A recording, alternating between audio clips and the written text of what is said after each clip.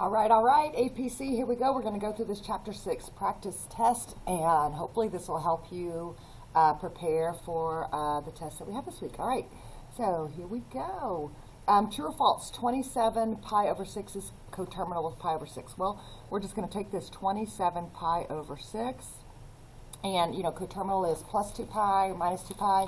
We're just going to see if we can cycle this down to pi over 6. So I'm going to go with some subtraction here. So 2 pi, right, minus 2 pi, well, over 6, if I want that to be 2 pi, I'm going to just, this is cooperating nicely with this 2 pi here, I'm going to change this to 12 pi over 6, okay? And so let's see what we arrive, let's see where we arrive with this. 15 pi over 6, okay? Well, let's keep on cycling down. Okay, and so we get to 3 pi over 6, which is pi over 2. So pi over 6 is certainly not, and pi over 2, you know, this is cycling down to a, this would be a 30 degree. If you're going to think in degrees, this would be 90, so this is false. All right, next one. Convert 7 pi over 30 to degrees, easy, okay? So we need this radian out, we need degrees in, so 180 over pi. Get those pi's to cancel. 30 goes into 186 times, so we're dealing with 7 times 6, which is 42 degrees. So 7 pi over 30, that 7 pi is kind of floating up here in this problem, converts to 42 degrees. All right, easy. DMS form. Okay, so degree, minute, second. So 5 is your degree, easy. So we're going to take 0.7325. Calculator's okay. This is what you'll find on the test as well. And we're going to just multiply that. So this is some, you know, this is a decimal of a degree. So we're going to bump that to a minute by timesing by 60. And comes the calculator. 0.7325 times 60 is 43.95. Okay, so that releases your minutes. 43 minutes. Okay, and so then this is a decimal, you know, a bit of a minute, so let's multiply that by 60 to put that into the seconds. 0.95 times 60. Okay, and we get 57, done. Okay, go the other way, as we usually do in math. Take prompts and go one way and then the other. So in decimal form, this is going to be 2 plus 25 out of, so we're going from a minute to a degree out of 60. Now we're going to a second to a degree, so this is 3600. So the difference here is this is 60 and 60, because this is going from, you know, this is a portion of a minute to a second, and this is a portion of a degree to a minute, whereas here is a portion of a degree and a portion of a degree, so it's 3600. So show that process, 2 plus 25 over 60 plus 60 over 3600, and it should be 2.433. Seems like a long time ago we did these notes, 1st of January. All right, an arc has a length of 6.6 centimeters.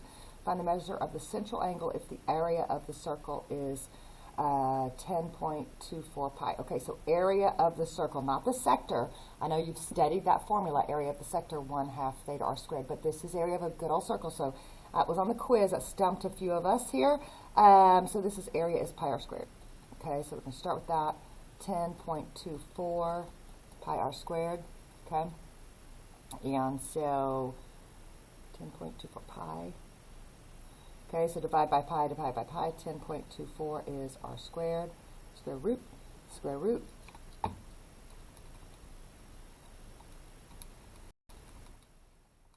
Okay, and we get 3.2. And square root theorem would say plus or minus here, but since it's a radius, it's a linear length that's going to just stay positive. So now we go to our new formula. The arc length is theta r. Okay, and the arc is 6.6. Find theta. 3.2, divide by 3.2.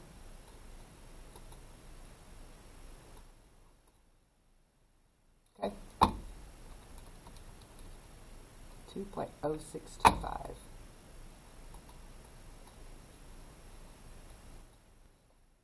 oh, no, sorry, radians. Central angle, that will be in radians. So, theta.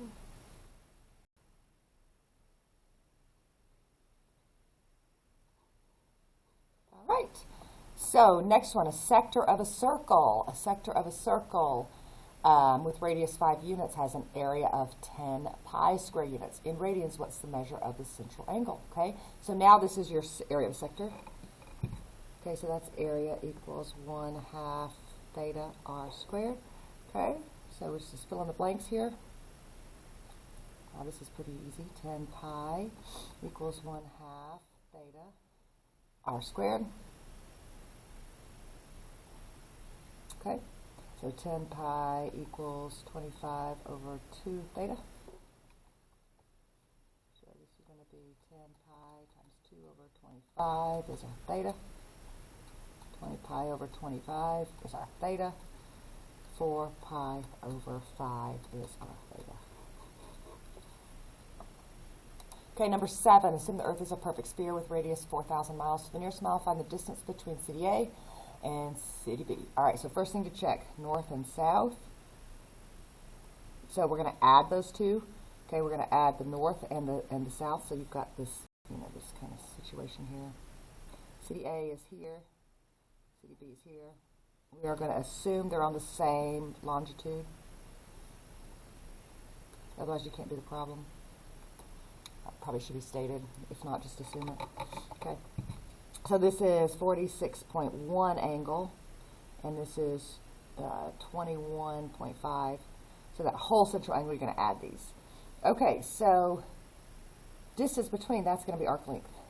So we have got arc length is theta r. All right. So theta then is going to be 46.1. This is nicely in decimals and not in DMS, so I don't have to do that division by 60 division by 3,600. Just there's that. Okay, this needs to be in radians, so let's get radians in, degrees out. And radius, says radius, not diameter. The quiz said diameter, so just taking note, 4,000. There you go. Okay, let the calculator work its magic. 36.1 plus 21.5, enter, times second pi, divided by 180. Enter, times 4,000. Okay, so we're going to be to the nearest mile, so no decimal places, 4,719 miles apart. Okay, the second hand of a clock is 6 inches long. How far does the tip travel? Well, in 80 seconds. Seconds, that's good. All right, so again, this is a clock. Second hand is the one that just makes one revolution, per minute. And so again, this is arc length. How long does it travel? This is, arc length. Okay, so arc length is theta r. So the key here is to figure out theta. So I know an angular speed here with the second hand of a clock. I know an angular speed. And so if we're going, 80 seconds here, my angular speed is, 1 revolution per 60 seconds is what a second hand does. It's in our classroom, it's the red one. Okay, and so that's our, we're going for 80 seconds. All right, and so I want revolutions out, and I want radians in, because this has to be in radians. So that's how we find our theta over there.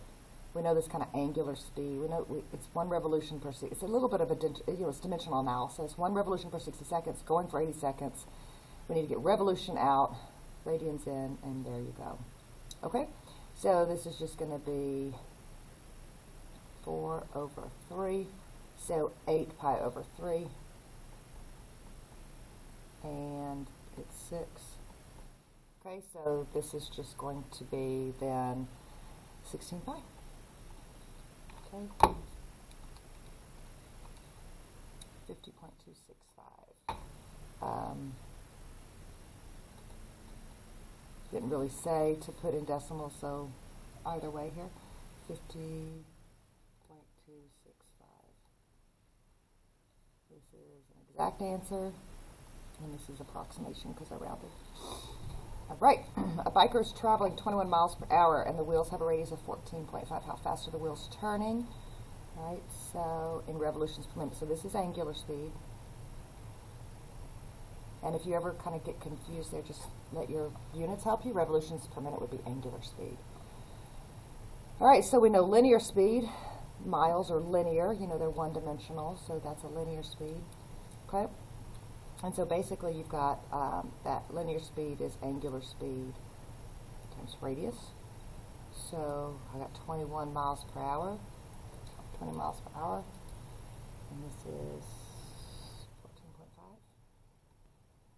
14.5. Okay, and so what I would do here, this to make it easier, you know, that it's as you transfer from linear to angular speed, the units really take care of themselves in terms of the radians kind of pop in when it's angular speed, and then they get absorbed into the problem when it's linear speed. So let's look what that looks like.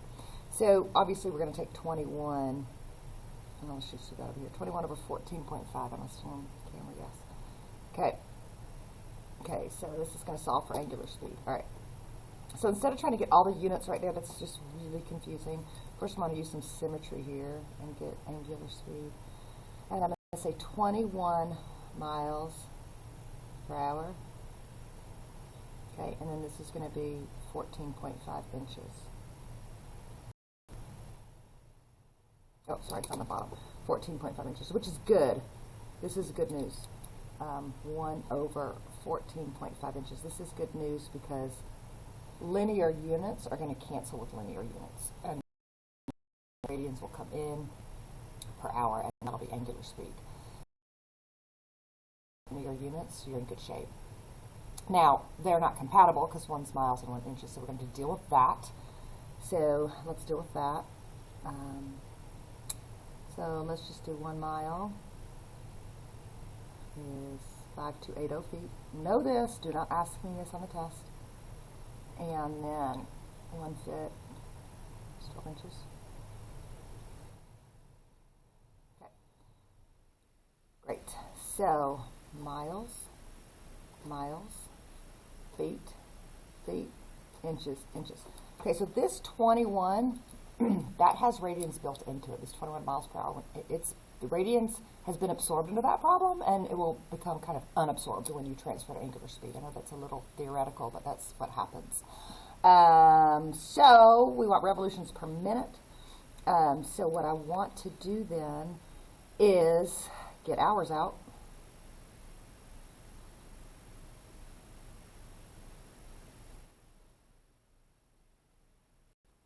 Okay, and I need hours.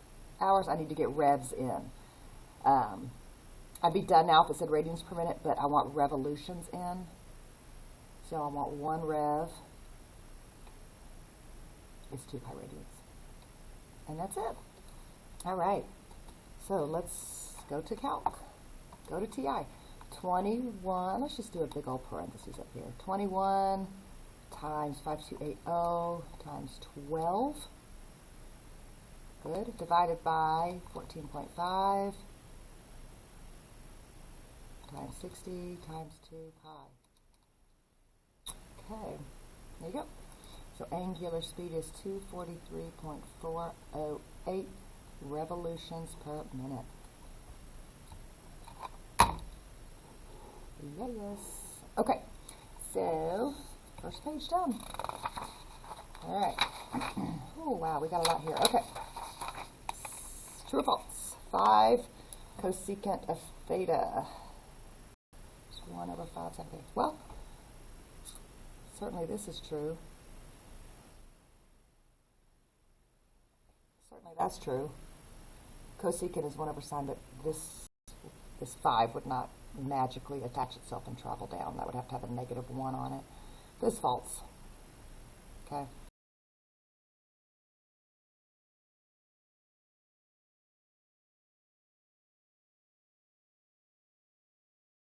This is a big no-no right here. This is a big false. On a function, this means inverse. A negative exponent on x or on a number like 3 certainly means 1 over. But on an idea, and cosine's an idea, the idea of adjacent over hypotenuse, on an idea, the inverse is the symbol of power of negative 1 means the inverse of. So this is for sure false. All right. Fill in with the best response. The sine and tangent are both negative in quadrant. Well, that would be where cosine is positive for all students take calculus. So the cosine and its reciprocal secant are positive here, which means that's where sine and tangent are both negative. Cosine positive in 1, everybody's positive in 1, and then cosine in 4, all students take calculus. Exact value, here we go.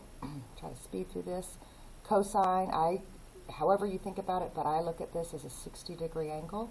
Okay, I look at the 3 on the bottom, 60-degree angle. And however you want to get yourself in the correct quadrant, as a 60-degree angle, this is going to be 1/2. Assuming this is a unit circle value, which it is. And then the sine of that is going to be root over 2. So now I've just got to place myself in the quadrant. You could use even and odd thoughts, so this will be the same as the cosine of 4 pi over 3, or you could do your rotations, however you want to think about it. I would probably, I don't know, depending on the day. Today I think I'm feeling like just saying cosine of 4 pi over 3. So I think about a 60-degree angle going to 180 3 times, right? And then the 60-degree, and then multiplying that by the 4 and kind of get myself into the correct quadrant. Okay, so, 60-degree angle, 3 goes into 60, or 3 goes in 186 times 4, so that's a 240. Okay, so 240 is going to be in quad 3. If you went as a rotation, going backwards, you go 3 quadrants, which would be quad 2. So you can think of it as positive angle, quad 3, or negative angle, quad 2. Either way, cosine is negative. Okay. And then similarly for sine, sine's odd, so you could do the opposite of this, or you could think about the rotation in the negative direction into quad 2, and sine's positive. So, all right, and then this is a 45-degree, so we know that ratio. Just got to figure out where we are. This is easy. This is quad 3. 5 pi over 4 is quad 3. Both of these are negative. All right, so root 2 over 4 minus root 6 over 4. This is root 2 minus root 6 over 4. Okay, reference angle of negative 18 pi over 13. All right, so what is this reference angle? So, a couple of ways to think about this one. You could think about coterminal, and just like add a 2 pi here. 8 pi over 3. Okay. And so if you're doing this, 13. 8 pi over 13. So, where's 8 pi over 13? Well, if you're thinking of just like just put this on referencing it down to pi, it's certainly not 13 pi over 13. So, pi here would be 13 pi over 13. So, here we go. At the quarter point here, that's past the quarter point. The quarter point would be, split that in half, right? So 13 pi over 3 would be here. This would be 6.5 pi over 13. So we're just somewhere in here, right? So this is 8 pi over 13. Okay? And so this is 13 pi over 13. And so when we reference it down, that's a difference of 5 pi over 13. So just 5 pi over 13.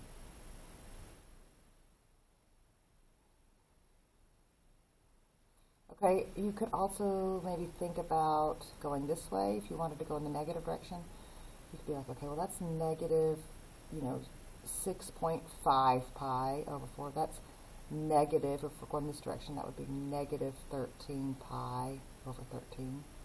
And so then negative 18 pi would land right here, if you wanted to think of it that way. And so there's 5 pi over 13. Either way, that's reference angle. Okay, on the unit circle, what is cosecant of 5 pi over 3? So cosecant is 1 over sine of 5 pi over 3, 60-degree angle. Okay, and that's root 3 over 2 for sine, and so I just got to think about where this is. All right, so, however you think about where this is, that's 60-degree angle. There's 5 of them. It's 300, that's quad 4. Sine's negative, and so that's going to be negative 2 over root 3, and rationalize that to root 3 over 3. Just talk yourself through the problems. Okay, show our work to receive full credit. Use a reference triangle to solve. Negative, negative, there you go. T is the angle, right, left 4, down 1, quick Pythag.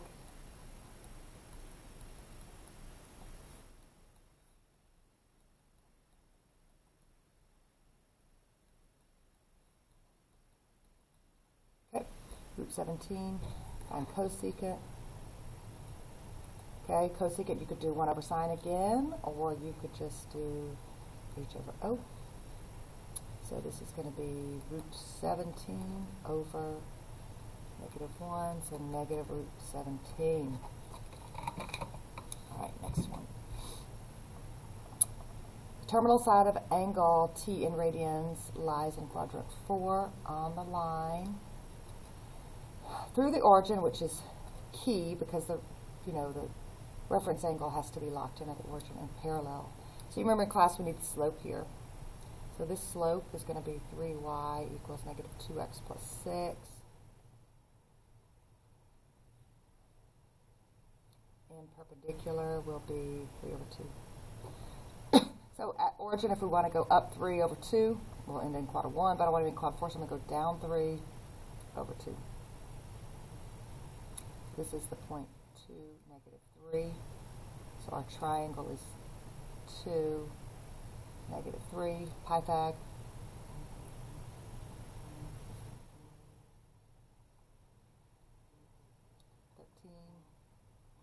Root 13. Okay, and find the secant. So secant of t is going to be hypotenuse over adjacent. So we're going to get root 13 over 2 here. Okay, and I am a dodo. I read parallel. I read perpendicular. You guys are probably all freaking out on the video. I read parallel and then proceeded to do perpendicular. Sorry. All right, so let's switch it up. I'm not redoing the video, so we're just going to deal. Okay, so let's just fix all of this. Okay, so we're at the origin, and we are going to go down 2 and over 3. Doesn't help that my phone is blowing up right now with my kids calling me. All right, so this is negative 2. This is 3. We still get the root 13, which is good. And this is root 13 then over 3. There we go. Okay, all is good. Okay, so I'm going to take a pause, answer my phone, and I'll be back. All right, I'm back. Next problem. Tangent's negative 7 over 24, and we're in quad 90 to 180, Q2. Find the cosine. Use a reference triangle. Okay, we can do this. We got this. Q2, theta. Okay, so tangent is going to be opposite over adjacent. And so cosine of t is going to be a over h. So we just need h. Quick Pythag. We're going to just do 7 squared plus negative 24 squared equals r squared. Okay, so we got what? 49 plus 24 squared, 576, 76 equals r squared.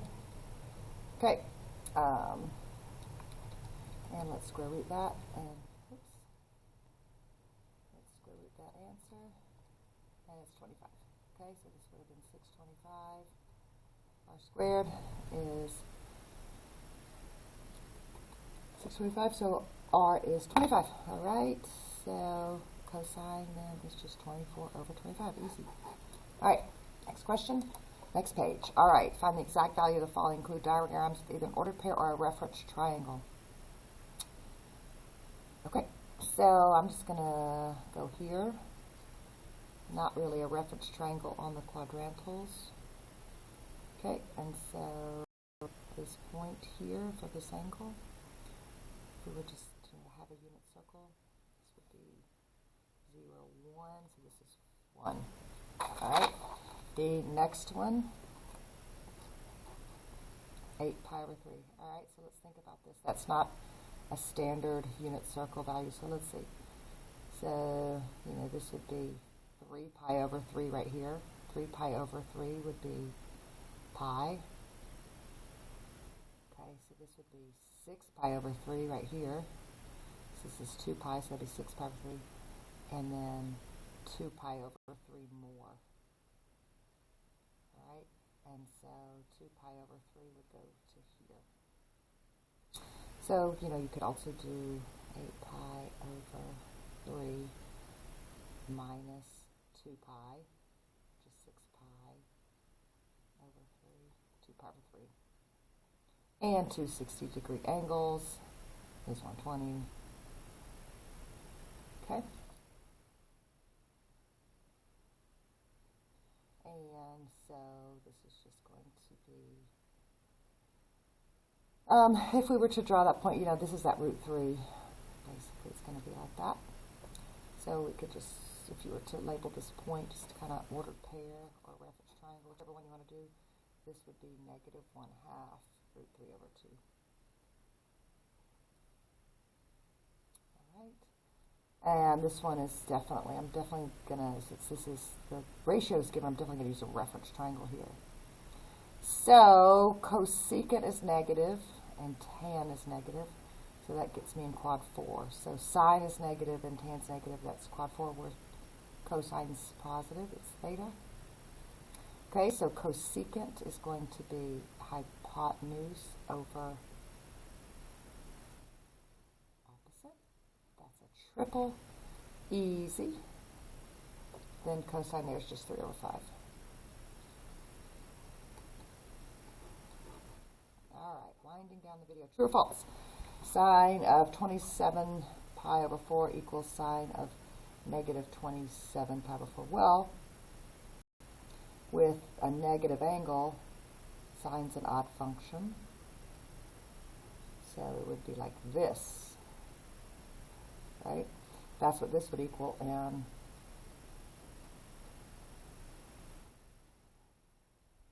that is not equal. That is false. Okay, which expressions are equivalent? Mark all that are equivalent. Okay, straighten this up a little bit. There. So looking at an angle. Okay, so this is 2. Sine of pi over 6 is 1/2. So this is equal to 1. Tangent of a 45-degree angle. Okay, and this is Q3. That's certainly equal to 1. So that's equivalent to B. Let's see. Circle. So those two are equivalent. Okay. Cotangent is the reciprocal. So yeah, that's 1. And a 1, and a 1, and a 1. All right. Tangent squared minus secant squared. Let's look at that one. Well, our identity says that. So actually, tangent squared of t secant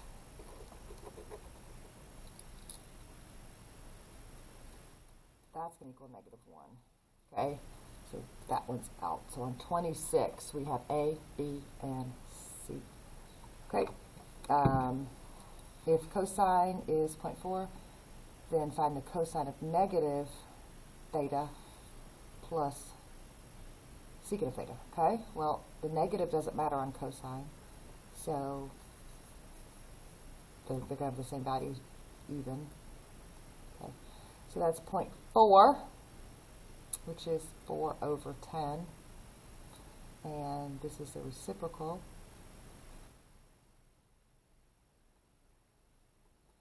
So 40, 40, 16, so we're just, getting a common to 4 goes into 40, 10, it's 100.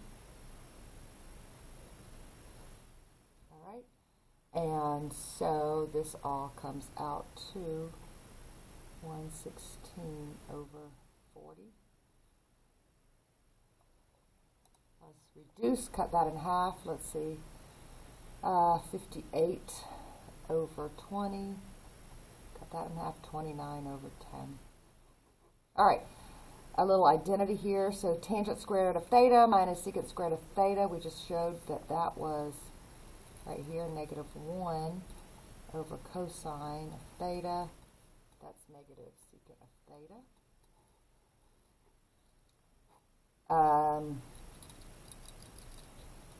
I would probably factor out a sine squared theta. Plus 1.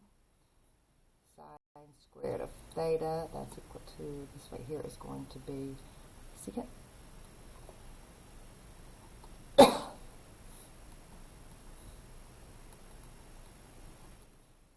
1 over cosine, and sine over cosine is tangent. All right, last one. This one is asking us to use identities to solve it. So instead of doing a reference triangle, I'm just going to use identities with cosine. I'm going to use sine squared of theta plus cosine squared of theta equals 1. So sine squared of theta plus negative 3 over 5 squared equals 1. Sine squared of theta equals, well, got ahead of myself, plus 9 over 25 equals 1. Let's minus that off. Sine squared of theta equals 25 over 25 minus 9 over 25. Sine squared theta equals 25 minus 9 is going to be 16 over 25. Square root, square root. Okay, and so sine of theta is 4 over 5 plus or minus. And let's see, we've got cosine negative and tangent positive. So this is Q3, so sine is negative there. So we're going to pick the negative.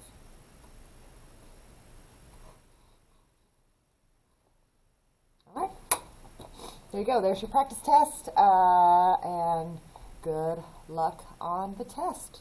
Go get after it, and let's start the second semester off strong. All right, see you in class. Bye, guys.